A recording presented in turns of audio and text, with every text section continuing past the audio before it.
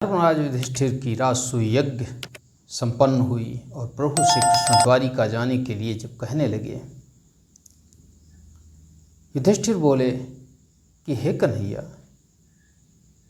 अभी कुछ दिन और रुको, मैं अभी आपका अतिथि सत्कार ही कहाँ कर पाया हूँ। तब प्रभु श्री कृष्ण कहने लगे कि हे बड़े भैया, बहुत समय हो चुका है, हम और दाऊ भैया दोनों ही लोग यहाँ पर हैं, द्वारिका में कोई नहीं है और दाऊ भैया की इच्छा है कि वह कुछ और दिन अभी इंद्रप्रस्थ नगरी में ही रुकना चाहते हैं। इसलिए मैं द्वारिका के लिए प्रस्थान करना चाहता हूँ और दाऊ भैया जब यहाँ पर रुकेंगे तब मैं अपने साथ अपने सखा अर्जुन को ले जाऊंगा। जब ये बात प्रभु श्री कृष्ण कहते हैं तो दाऊ भी हंसते हुए कहते हैं, हाँ हाँ और क्या, रुक्मिणी भी तो इंतज़ार कर रही होगी। सभी हंसने लगते हैं और प्रभु श्री कृष्ण अर्जुन को अपने साथ लेकर द्वारिका की ओर प्रस्थान करते हैं। जब प्रभु श्री कृष्ण द्वारिका पहुँचते हैं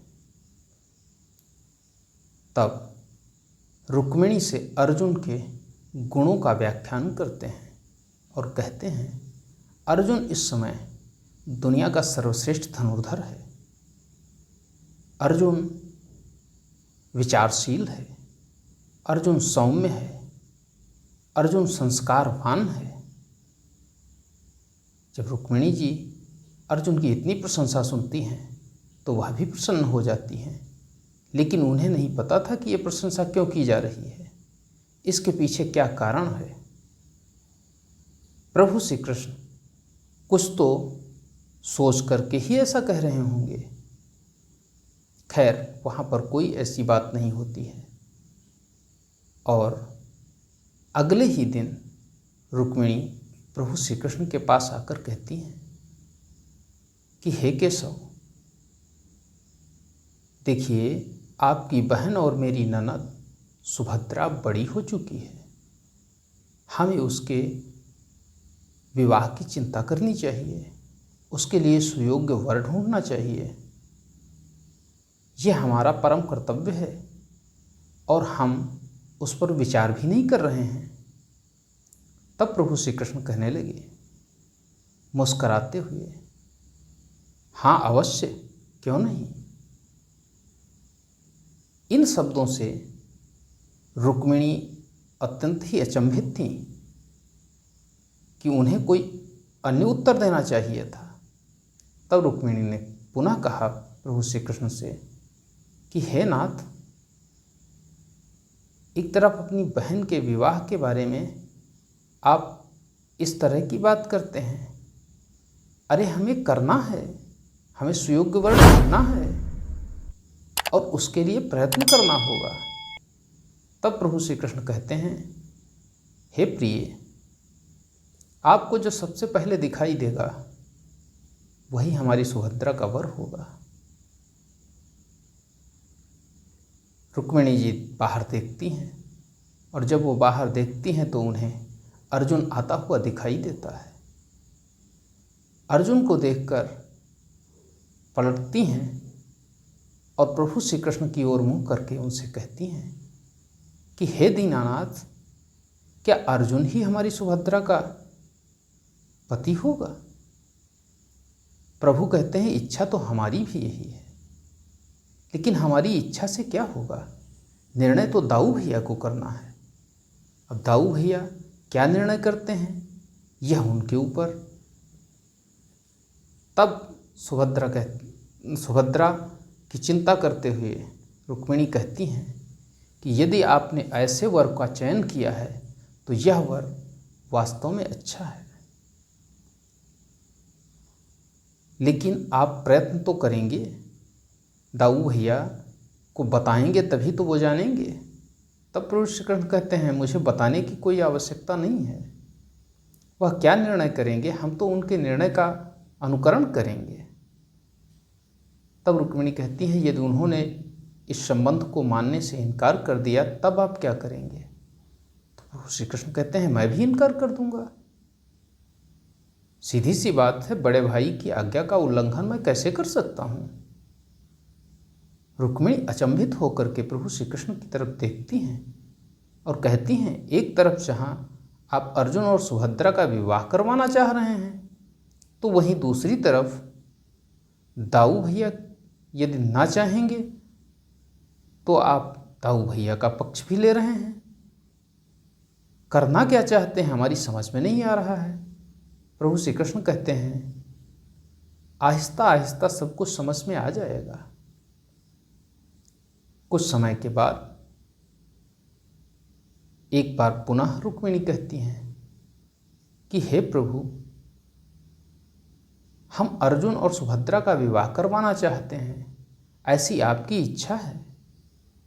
लेकिन मैं देख रही हूँ जब से अर्जुन आया है तब से ना ही अर्जुन ने सुभद्रा को देखा है और ना ही सुभद्रा ने अर्जुन को देखा है। जब वो एक दूसरे को जानेंगे भी नहीं, मिलेंगे भी नहीं, समझेंगे भी नहीं, तो कैसे प्रेम का अंकुर फूटेगा? तब प्रभु श्री कृष्ण कहते हैं, हाँ ये तो बात सही है, लेकिन हमारी सुभद्रा है कहाँ? जो ही ये बात कहते हैं तब देवी रुक्मिणी कहती हैं कि हे नाथ, हमारी ननद रेवतक पर्वत पर महोत्सव में गई है और अर्जुन जो कि प्रतिदिन शिकार खेलने चला जाता है, ये आपस में कैसे मिलेंगे? प्रभु श्री कृष्ण कहते हैं, मिलेंगे, क्यों नहीं मिलेंगे? है ना हमारे पास विकल्प। अब हमें योग माया का आवाहन करना होगा और प्रभु श्री कृष्ण योग माया का आवाहन करते हैं। योग माया तुरंत ही प्रकट होती हैं और कहती हैं, आदेश करें प्रभु। तब प्रभु श्री कृष्ण योग माया से कहते हैं कि अर्जुन और सुभद्रा का विवाह सुनिश्चित है। भविष्य में सुभद्रा के गर्भ से ही पांडव वंश का कुल चलेगा, इसलिए इन दोनों का मिलन कराइए। जो आज्ञा कहकर योग माया चली जाती हैं। उधर शिकार करते करते अर्जुन एक हिरण देखते हैं और हिरण पर निशाना लगाते हैं। निशाना लगते ही हिरण गिर जाता है, लेकिन उसके एक तीर नहीं लगा है, 2 तीर लगे हैं। अर्जुन अपने रथ से उतरकर हिरण के पास जाते हैं। तभी एक और रथ वहाँ पर आ जाता है और उस पर एक सुंदर कन्या विद्यमान होती है। उसके साथ 2 अन्य कन्याएं भी होती हैं जो कि संभावित उसकी दासी होती हैं। तब वह कन्या कहती है कि जाओ सखी, मृग को उठा लाओ।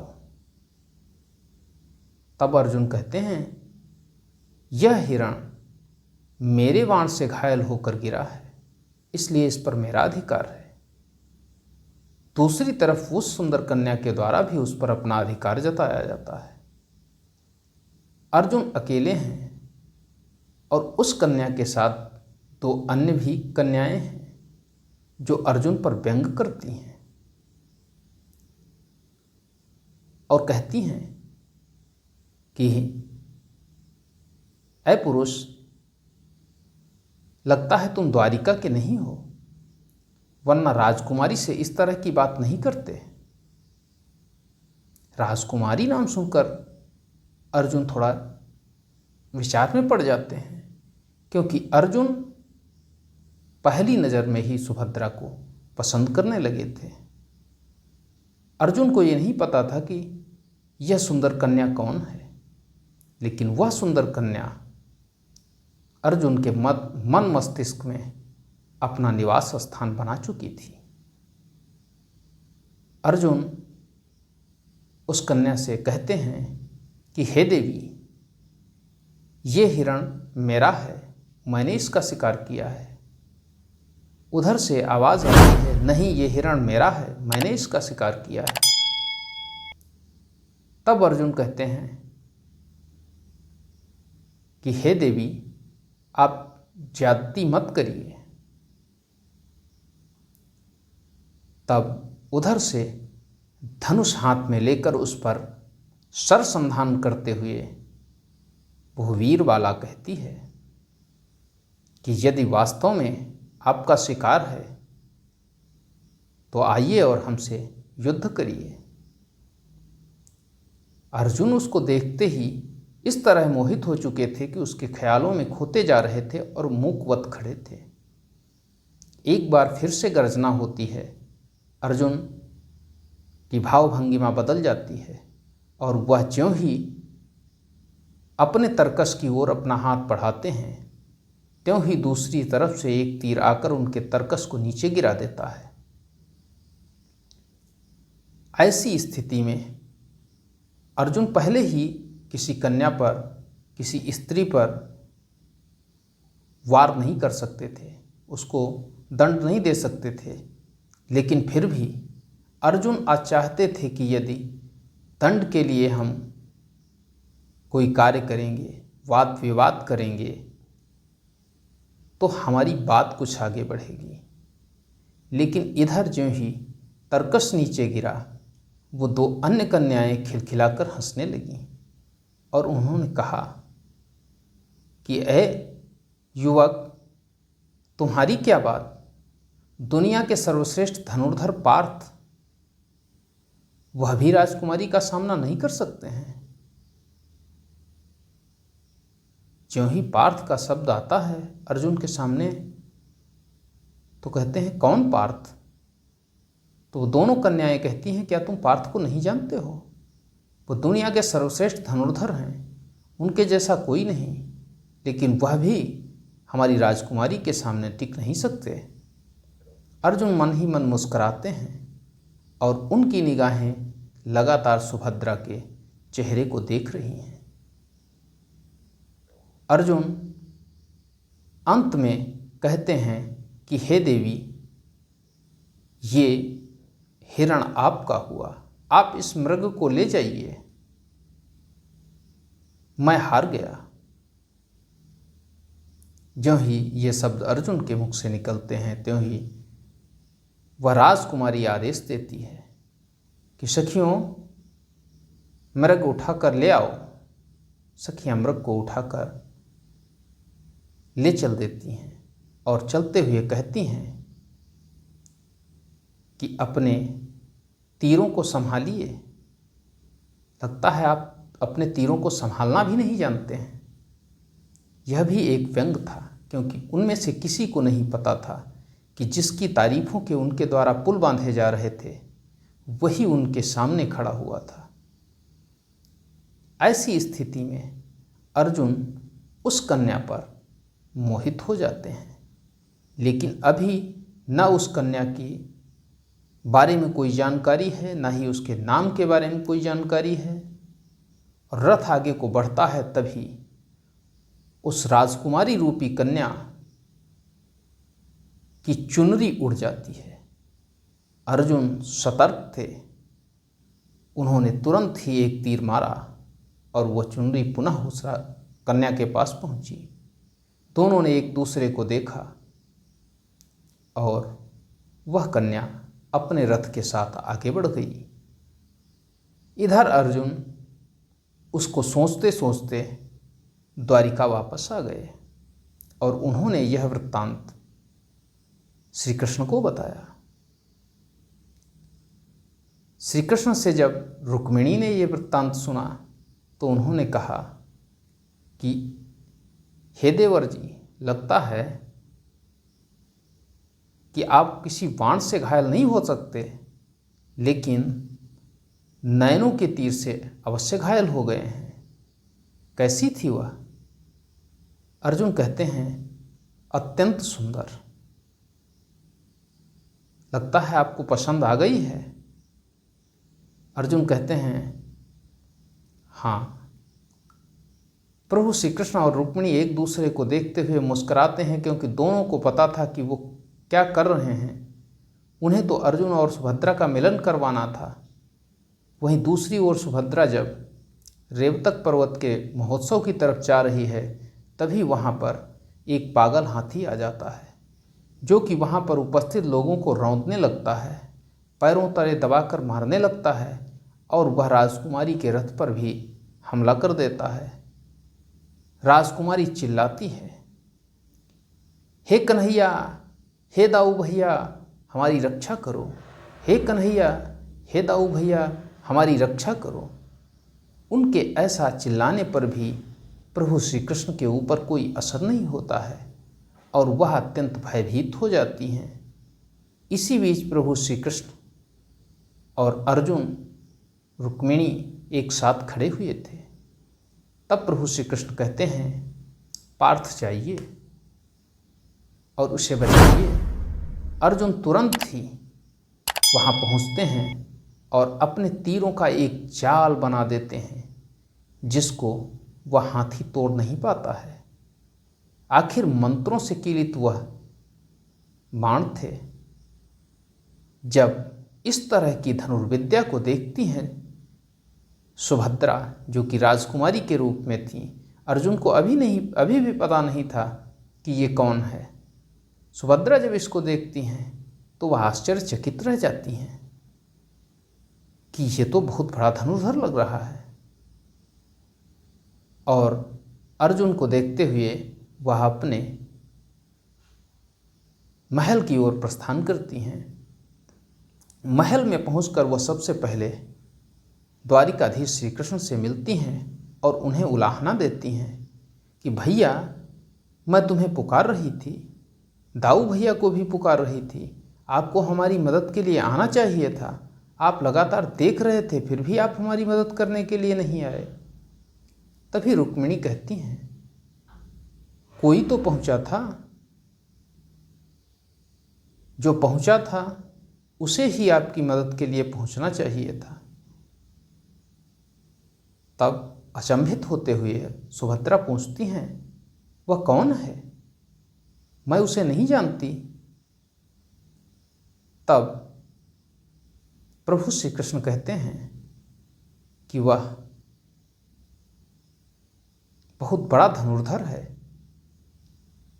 इसी बीच अर्जुन महल की तरफ आ रहे होते हैं। उन्हें सुभद्रा देखने लगती है और सुभद्रा को अर्जुन। दोनों को यह भी नहीं प्रतीत होता है कि पास में ही रुक्मिणी और प्रभु श्री कृष्ण खड़े हैं। रुक्मिणी खासकर कैसे भी उनका ध्यान भंग करती हैं और ज्यों ही देखती हैं सुभद्रा की तरह, सुभद्रा शर्मा कर अपने कक्ष की ओर जाने लगती है। इसी बीच अर्जुन और सुभद्रा की भेंट हो जाती है। एक बार फिर दोनों ही एक दूसरे को निहारने लगते हैं। प्रभु श्री कृष्ण और रुक्मिणी पीछे से आते हैं और वह देखकर आपस में मुस्कुराते रहते हैं। लेकिन इन दोनों को क्या पड़ी थी? उनको तो ये भी भान नहीं हो रहा था कि कोई हमें देख भी रहा है, कोई हमारे सामने भी आ चुका है। वह बस एक दूसरे को ही देखे जा रहे थे। ऐसी मुद्रा को देखकर प्रभु रुक्मिणी की ओर देखते हुए मुस्कुराते हैं। तब रुक्मिणी एक बार पुनः उन दोनों का ध्यान भंग करती हैं और प्रभु श्री कृष्ण कहते हैं, कैसे हैं पार्थ? आइए हम तुम्हारी परिचय कराते हैं। ये है हमारी लाडली बहन सुभद्रा। ज्यों ही अर्जुन सुभद्रा का नाम सुनते हैं, कृष्ण की बहन को देखते हैं उस राजकुमारी के रूप में, अर्जुन तो अचंभित हो जाते हैं। अर्जुन की स्थिति ऐसी होती है कि भयगत सांप छछूंदर केरी। अब वो ना ही कुछ कह पा रहे हैं। एक तरफ प्रेम भी हो गया है, दूसरी तरफ प्रभु क्या सोचेंगे? एक मित्र के साथ क्या हम ऐसा बर्ताव कर सकते हैं? इस बारे में सोच सोचकर अर्जुन अत्यंत परेशान हो रहे थे। तभी प्रभु श्री कृष्ण सुभद्रा से कहते हैं कि हे बहन, ये हैं पार्थ, दुनिया के सर्वश्रेष्ठ धनुर्धर, द्रोण शिष्य, कुंती पुत्र अर्जुन। ज्यों ही सुभद्रा इस बात को सुनती हैं, अर्जुन तो वह अचंभित होती हुई अर्जुन की तरफ देखती हैं और वहां से चली जाती हैं। मित्रों, प्रभु और रुक्मिणी दोनों लोगों को ये एहसास होने लगा था कि जरूर अब ये प्रेम का अंकुर फूट चुका है और जो भविष्य में होना है उसकी पटकथा लिखने वाली है। धीरे धीरे अर्जुन और सुभद्रा एक दूसरे के करीब आते जाते हैं और इतना करीब आ जाते हैं कि एक दूसरे से अगाध प्रेम करने लगते हैं। इसी बीच दाऊ, जो कि हस्तिनापुर होते हैं और दुर्योधन को गदा युद्ध में पारंगत कर रहे होते हैं, क्योंकि दुर्योधन ने दाऊ को अपना गुरु मान लिया था और उसकी लगन से प्रभावित होकर दाऊ शकुनी के द्वारा फेंके गए पासे में फंस जाते हैं और दुर्योधन से अपनी बहन सुभद्रा का विवाह करने का वचन दे देते हैं। और वचन देकर दाऊ जब द्वारिका आते हैं तो आते ही प्रभु श्री कृष्ण से मिलते हैं, गले लग जाते हैं, एक दूसरे का हालचाल पूछते हैं और कहते हैं कि मैं तुम्हें एक ऐसी खबर दूंगा कि तुम अत्यंत ही प्रसन्न हो जाओगे। प्रभु श्री कृष्ण तो अंतर्मन को जानने वाले हैं, दुनिया में क्या घटित होता है त्रिकाल, अरे उनसे कुछ बचा ही क्या है। फिर भी वह अपनी भावभंगिमाओं को उसी तरह ले जाते हुए दाऊ की तरफ देखते हुए कहते हैं, तो बताइए ना दाऊ, क्या ऐसा है जिससे मैं अचंभित हो जाऊंगा। तब दाऊ कहते हैं, मैंने अपनी बहन सुभद्रा का विवाह तय कर दिया है। ज्यों ही ये सब प्रभु श्री कृष्ण के सामने आते हैं, वह अचंभित होकर दाऊ को देखने लगते हैं। ऐसा अभिनय कर रहे होते हैं जैसा लगता है उनको कुछ पता ही नहीं है और ये क्या हो रहा है। तब दाऊ कहते हैं कि मैंने रिश्ता पक्का कर दिया है, उसके लिए हाँ कर दी है, और जब ये सुनेंगे कि कहाँ रिश्ता पक्का किया है तो हमारी बहन तो झूम उठेगी, वो तो सम्राट की राजकुमार महारानी बनेगी। प्रभु श्री कृष्ण हाँ में सर हिलाते हैं लेकिन कुछ बोलते नहीं हैं। फिर दाऊ सुभद्रा से मिलते हैं और उसे भी इस बात से अवगत करा देते हैं। वहीं पर अर्जुन भी होता है। ज्यों ही यह शब्द दाऊ के मुंह से निकलते हैं, सुभद्रा अत्यंत ही परेशान होने लगती है, लेकिन दाऊ के सामने कुछ भी कहने की शक्ति नहीं है सुभद्रा में। अतः सुभद्रा वहाँ से तुरंत ही चली जाती है। जब सुभद्रा वहाँ से चली जाती है तो दाऊ श्री कृष्ण से कहते हैं कि देखिए, मेरी बहन को ये रिश्ता पसंद आ गया है, वो शर्मा रही है। प्रभु श्री कृष्ण हाँ में सर हिला देते हैं, जबकि प्रभु श्री कृष्ण को बताना चाहिए था, लेकिन वो नहीं बताते हैं। वो बड़े भाई के सम्मान में कुछ भी नहीं कहते हैं। उनको तो पता ही था कि होगा वही जो हम चाहेंगे। हुई है वही जो राम रचि राखा, को करि तर्क पढ़ावई शाखा। किसी के कुछ भी करने से क्या कुछ घटित होगा? नियति ने जो लिखा है वही होगा।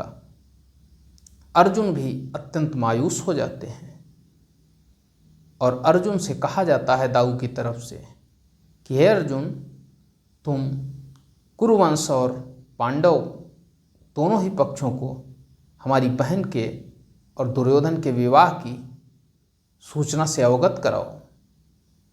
अर्जुन हाँ में सिर हिलाते हैं। सुभद्रा के लिए ये असहनीय पीड़ा का समय था। सुभद्रा कुछ समय बाद अर्जुन के कक्ष में प्रवेश करती हैं, जहाँ पर अर्जुन पहले से ही अत्यंत चिंतित अवस्था में बैठे हुए हैं।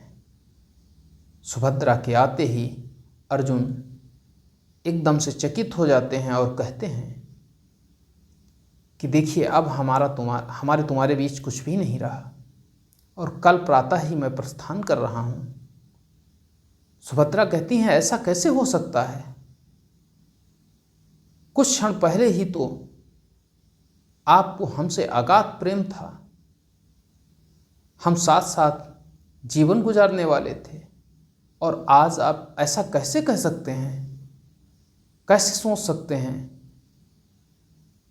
कि आप के बारे में मैं न सोचूं, आपको मुझसे प्रेम नहीं है, आप ऐसा कैसे कह सकते हैं।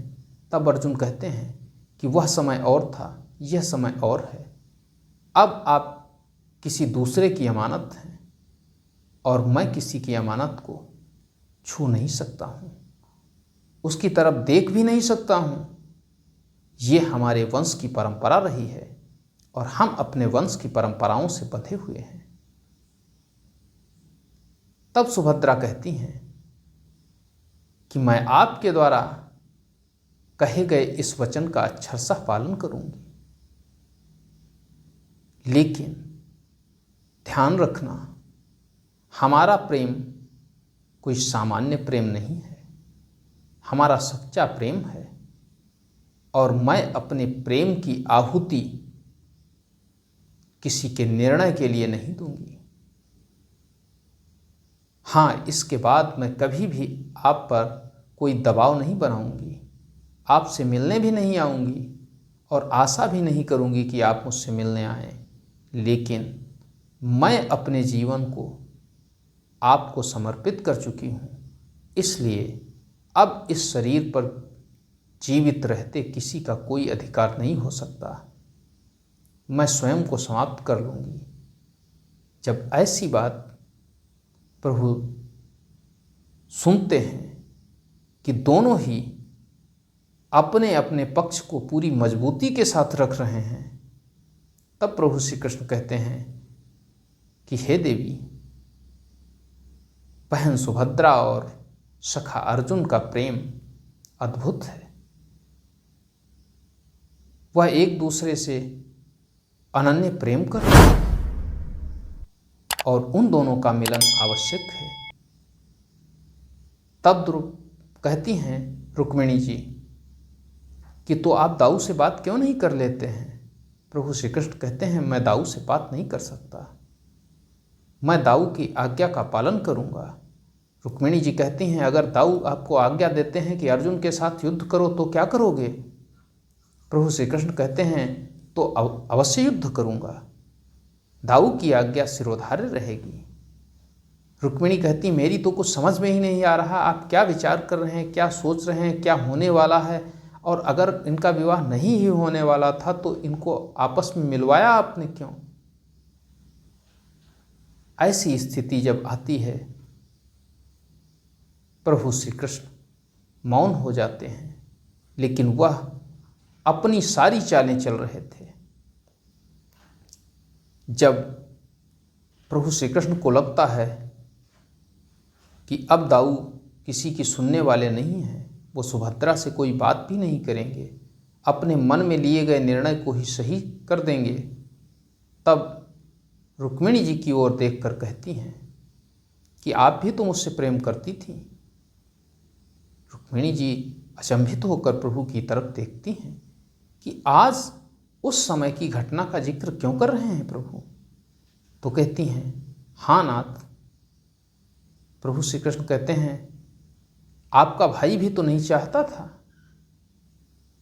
रुक्मिणी जी देखते हुए कहती हैं हाँ। प्रभु कहते हैं फिर सुभद्रा के सामने भी तो वही स्थिति है, कम से कम उसका एक भाई तो चाहता है। अगर इन दोनों का सच्चा प्रेम है तो ये अपना पथ स्वयं चुन लेंगे और स्वयं चुनना पड़ेगा। अब इन्हें चुनना यह है कि अपने प्रेम को चुनती हैं या अपने भाई को। वह भाई जो इनसे पूछना भी नहीं चाहता है कि स्त्री की इच्छा क्या है, और वह प्रेम जिसे इन्होंने स्वयं किया है। अर्जुन को बुलाया जाता है और अर्जुन से प्रभु कहते हैं कि पार्थ अब क्या करेंगे। तो अर्जुन कहते हैं प्रभु अब कुछ करने को बचा ही कहाँ, अब तो हमें सीधा इंद्रप्रस्थ प्रस्थान करना है। प्रभु श्री कृष्ण कहते हैं कि ये जो प्रेम है यह भी कोई इधर उधर की बातें नहीं हैं, यह भी एक युद्ध भूमि है, रण क्षेत्र है। और रण क्षेत्र से जो योद्धा भाग जाता है वह योद्धा नहीं कहलाता है, कायर कहलाता है। क्या आप अपने आप को कायर कहलाना स्वीकार करेंगे? त्यों ही अर्जुन की बाहें फुड़क जाती हैं और वो कहते हैं कि मैं कायर नहीं हूँ, लेकिन मैं किसके साथ युद्ध करूँ? आपके साथ, दाऊ भैया के साथ मैं ऐसा नहीं कर सकता। तब प्रभु श्री कृष्ण कहते हैं, तो इसके लिए तुम रुक्मिणी से संपर्क करो, वह तुम्हें योजना के बारे में बताएंगे। तब रुक्मिणी जी अपनी कहानी उन्हें सुनाती हैं कि किस तरह से प्रभु श्री कृष्ण रुक्मिणी को लेकर के आए थे और अर्जुन उसी तरह से सुभद्रा को लेकर के इंद्रप्रस्थ की ओर प्रस्थान करें। सुभद्रा को भी ये बात पसंद आती है और सुभद्रा अगले ही दिन पूजन करने के लिए जब माता जी के मंदिर की तरफ जा रही को जाती हैं, तभी अर्जुन वहाँ पहुँचता है और सुभद्रा को अपने साथ रथ पर बिठा लेता है। लेकिन उनके वहाँ पहुँचने से पहले प्रभु श्री कृष्ण ने रुक्मिणी जी को बता दिया था कि सब तो सेम होगा अपनी तरह, लेकिन इतनी बात का ध्यान रखना कि अर्जुन रथ नहीं हाँकेगा, सारथी उसकी सुभद्रा होंगी और अर्जुन पीछे बैठेगा। रुक्मिणी जी ने ये सारी बातें उन्हें पहले से ही बता दी थी। तो ज्यों ही अर्जुन ने रथ से सुभद्रा का हाथ पकड़ा, सुभद्रा ने अर्जुन से तुरंत ही कहा कि आप पीछे बैठिए, रथ मैं हाँकूंगी, भैया की यही इच्छा है। अर्जुन पीछे बैठ जाते हैं और रुक्मिणी वो सुभद्रा रथ को लेकर आगे बढ़ जाती हैं। सैनिक कुछ भी नहीं बोल पाते हैं क्योंकि अर्जुन के सामने बोलने का मतलब था मृत्यु को बुलावा देना। सैनिक दौड़े दौड़े आते हैं और श्री बलराम जी से कहते हैं कि दाऊ अनर्थ हो गया, अनर्थ हो गया, वो अर्जुन हमारी राजकुमारी को का हरण कर ले गया। दाऊ ज्यों ही ये बात सुनते हैं कि हमारी बहन का हरण अर्जुन ने कर लिया, वह आग बबूला हो जाते हैं और तुरंत ही यादवों की सेना को सजाने के लिए कह देते हैं कि तुरंत सेना तैयार की जाए, हम इंद्रप्रस्थ को समाप्त कर देंगे, हम किसी को जीवित नहीं छोड़ेंगे और उसका ऐसा दंड देंगे कि पांडव ही नहीं आने वाली पीढ़ियां भी याद रखेंगी। इतना क्रोधित दाऊ को पहले कभी नहीं देखा गया था। दाऊ के इस क्रोध की स्थिति को देखते हुए तुरंत ही सेना नायकों ने सेना को तैयार होने और कूच करने का आदेश दिया। फिर दाऊ ने सोचा कि कृष्ण कहाँ है, तो वो कृष्ण से मिलने के लिए जब आए, प्रभु श्री कृष्ण बैठे हुए थे। दाऊ कहते हैं, हमारी बहन का अर्जुन हरण कर ले गया है और तुम शांत बैठे हो। तो प्रभु श्री कृष्ण कहते हैं कि दाऊ भैया, हम सोच रहे हैं कि हमें क्या निर्णय करना चाहिए। दाऊ कहते हैं, निर्णय? किस निर्णय की बात कर रहे हैं? हमें तुरंत ही उनका पीछा करते हुए जहाँ रास्ते में ही रोकना है और रोकने के बाद अर्जुन को कठोरतम दंड देना है। तब प्रभु श्री कृष्ण कहते हैं कि दाऊ भैया, अर्जुन को दंड देना है, किसे दंड देना है, मैं यही तो सुनिश्चित नहीं कर पा रहा हूँ। दाऊ कहते हैं, इसमें सुनिश्चित करने की क्या बात है? अर्जुन ने हमारी बहन सुभद्रा का हरण किया है तो दंड का भागीदार तो अर्जुन ही होगा। तब प्रभु श्री कृष्ण कहते हैं, लेकिन दाऊ भैया, वहाँ से कौन आया है? तभी एक सैनिक सामने आता है, जी महाराज, मैंने अपने आँखों से देखा है अर्जुन को राजकुमारी को ले जाते हुए। तब प्रभु श्री कृष्ण उससे पूछते हैं, रथ कौन चला रहा था? तब वो सैनिक कहता है, रथ राजकुमारी चला रही थी। तब प्रभु श्री कृष्ण दाऊ की तरफ मुड़ते हुए कहते हैं, दाऊ भैया,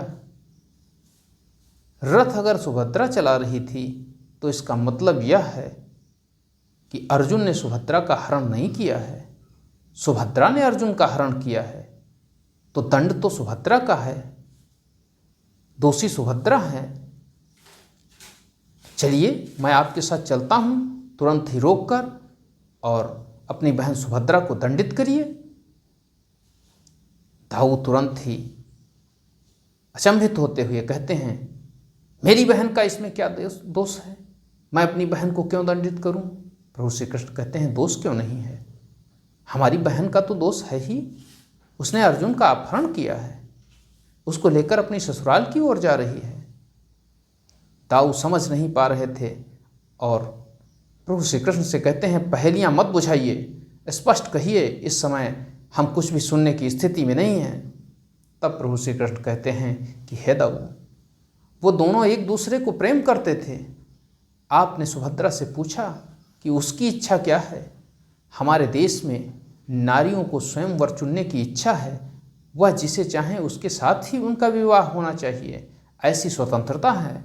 और फिर भी हम बड़े होकर हमने उसकी इच्छा नहीं जानी, और उसकी इच्छा यही थी कि वह अर्जुन से अनन्य प्रेम करती थी, इसलिए वह अर्जुन को अपने साथ लेकर अपनी ससुराल चली गई है।